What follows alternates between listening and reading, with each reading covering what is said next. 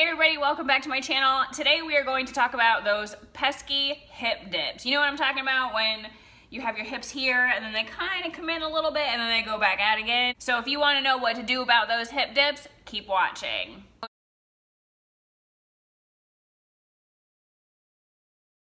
Alright, so there's like so many fitness trends that go around where people are like, oh, you don't like this about your body, this is what you do for it. And a lot of times either A, that's not actually a real problem that they're talking about, and B, the information that they give is false. So a few years ago, there was the whole thigh gap thing happening. You know, if you stood like with your ankles together and if your thighs touched, you were a terrible person.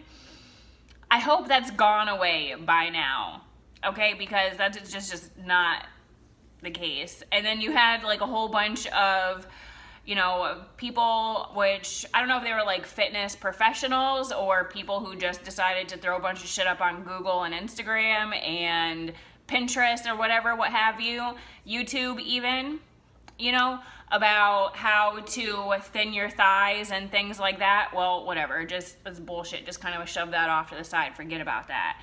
Today we're gonna talk about those hip dips.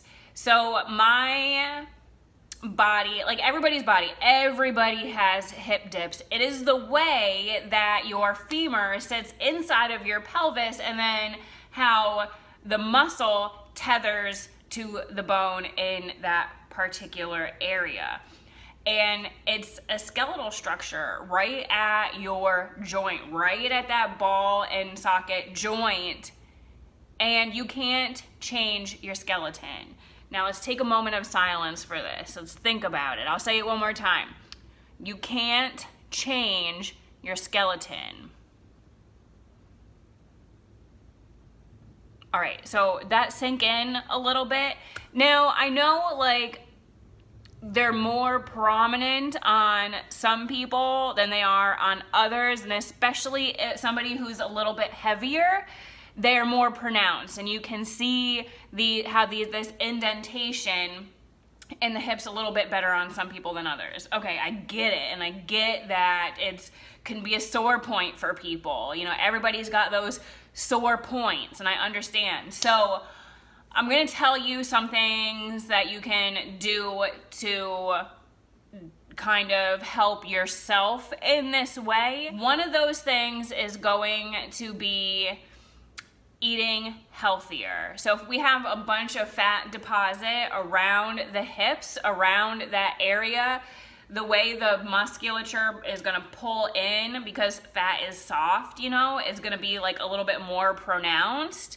So when we eat healthier and we start to lose weight, while you'll still have those hip dips because they're normal and natural and everybody has them, I'll probably say that at least 15 more times, you can reduce the appearance of them by reducing fat. You can't spot reduce fat. So you can't go out there and get on your hands and knees and lift your leg, you know, the fire hydrant, like a dog peeing on a fire hydrant. You can't do that. You can't do abduction so many times that you don't have hip dips anymore. There's no exercise that you can do for spot reduction of your hips, of your inner thighs, of the low belly, of your arms, of your chin, whatever it is that people want to spot reduce. I know like that bra fat, back boobs was a huge thing for a while.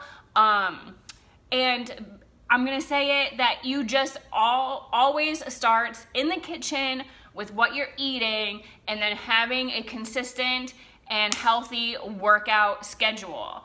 So a note on that is that people say to me, Serena, I'm working out every single day. Why am I not losing weight? Well, because you're not giving your body time to recover and you're doing the same thing every single day. You might have lost weight quickly at first because you like shocked your body. You're like, okay, so now I'm eating better and I'm running for 30 minutes every day. And so your body was like, holy shit, what's happening?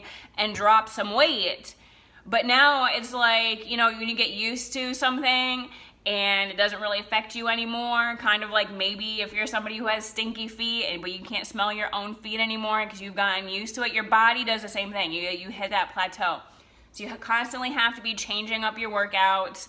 Give yourself the rest days that you need and take care of your body, because it doesn't matter what it is about your body that you don't like, you know. And I don't say that in a like looking down kind of way, because we've all definitely been there. It's something that everybody goes through. Guys too. Guys, you know, kind of strut their dad bods around now and all this, but I know that there are a ton of guys out there who struggle with body image issues as well. So we have to stop obsessing about what our body looks like and be more focused on what our body feels like. I know that sounds like a bunch of fucking cotton candy and rainbows and bullshit, but it's like the hardest truth that somebody can accept.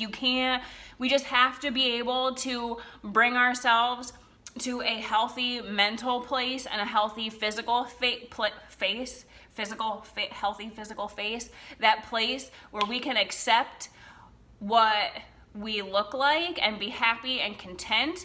Because as soon as we reach like that place where you're like, you know what, I'm healthy, I feel good, and it just is what it is when you'll be like, well, there's a couple of dents on my body and it is what it is, you know. So comment down below, let me know, what do you think, how do you feel, what is the thing that you've overcome in your fitness journey, or whatever it is that you're trying to overcome. So don't forget, if you're listening, subscribe to the podcast. If you're watching, subscribe to my YouTube channel.